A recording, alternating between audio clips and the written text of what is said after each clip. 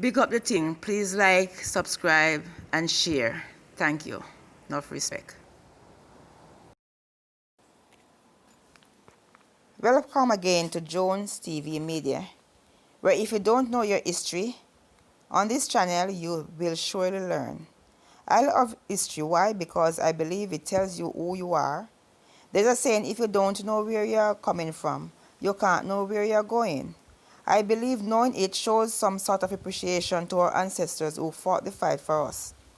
This is part 3 of slavery in Jamaica, the Morant Bay Rebellion. But before we dive into it, just big up the thing, like, subscribe, and share the channel. Enough respect. So come, let's go down memory lane. The Morant Bay Rebellion started in 1865, where the unrepresentative nature of the Jamaican government and the economic problems that Jamaica was facing at the time. White controlled the government at this time. The black Jamaican had no voting government. Of the 436,000 people on the island at the time, only about 2,000 could vote. At the same time, Jamaica was going through a serious economical crisis. Taxes were sky high. Don't mention unemployment and the prices. Things were so hard. Because of these situations, many Jamaicans was living under a very poverty circumstances. The Jamaican lives was very difficult, and because they had no voice in government, that is one of the reasons they couldn't do nothing much, because nobody was in government to represent them. Black Jamaicans were ready to rebel if the occasions arose. The Morant Bay Rebellion started October 11, 1865. It began with a protest march to the courthouse by Paul Bogle. Paul Bogle was born in 1820. He was a farmer, a Baptist preacher, and an election agent for William Gordon, who was his friend. Gordon was a spokesman for the people who had a vote.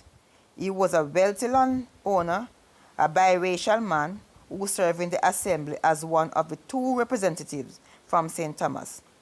Gordon was one of the men who helped appoint Bogle to be a deacon in the Stony Gut Baptist Church in 1864 in St. Thomas. In 1865, Gordon criticizes the British governor, Edward Erie, from sanctioning everything for high class to oppress the Negro. As awareness of social injustice of Jamaican people grew, grievance grew also. Bogle led a group of small farmers 45 to 50 miles to Spanish Town, hoping to meet with Governor Erie to discuss their issues, but they were denied an audience. So the people of Stony Gut lost trust and confidence in the government. So Paul Bogle supporters grew rapidly in number. In St. Thomas on October 7th, Paul Bogle and some other supporters killed 2 men from Stony Gut, St. Thomas. And this is a different incident where a black man was convicted and sentenced to prison on charges of trespassing on an abandoned plantation. Some of Bogle's followers was in court and started a protest over the case, but was immediately arrested. The crowd got angry and the man was rescued moments later when Bogle men took to Market Square in retaliation. When police came, they were severely beaten by the mobs and was forced to retreat. On Monday, October 9, 1865, warrants were issued against Bogle and others for riot and assault. The police arrived in Stony Gut to arrest Bogle, but couldn't because of the people, and had to retreat to Morant Bay. On October 11, 1865, the officials had a meeting in the courthouse, that's Morant Bay Courthouse. The same day, Paul Bogle led hundreds of followers armed with sticks and machetes on a protest march to the courthouse.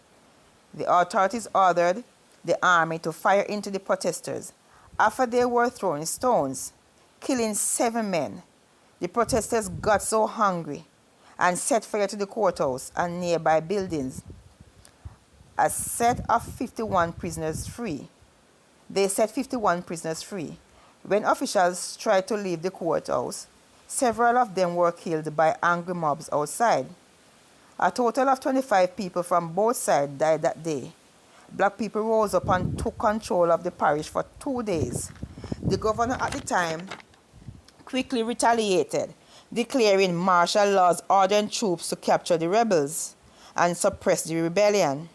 The troops destroyed Stony Gut and Paul Bogle's chapel, killing more than 400 people across St. Thomas, including women and children. Oh my. They arrest more than 300 people, including Paul Bogle and his brother Moses Bogle. They were captured by the Maroons from Moortown on behalf of the British military and delivered to the colonial authorities. Bogle was tried under militia law. Others, including women, were brought back to Morant Bay to be tried.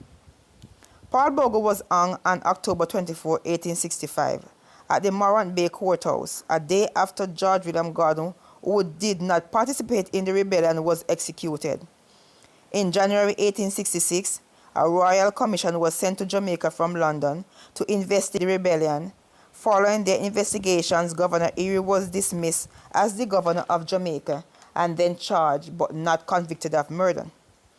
So because of Morant Bay Rebellion, Jamaica became a crown colony governed directly from England. Because of his effort, Paul Bogle was recognized as a national hero in Jamaica in 1969.